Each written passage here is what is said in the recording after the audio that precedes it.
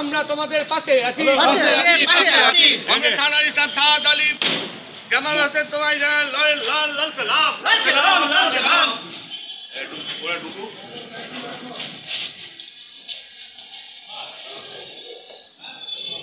ঠিক আছে ঠিক আছে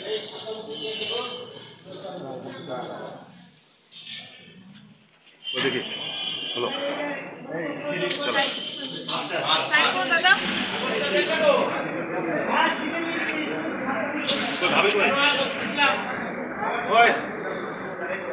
দেখি একটু